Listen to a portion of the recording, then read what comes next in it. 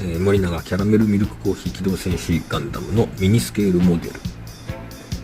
おまけですね。キャラメル。これは、何が入ってるのかな。グラブロミデア、ララス専用モビルハーマー、61戦車。土台ですね。土台は IS です。61戦車よく当たってましたね。土台、ドップ、ビグロ、アッツァですね。これ61戦車、いつも砂場で遊んでた覚えがありますね。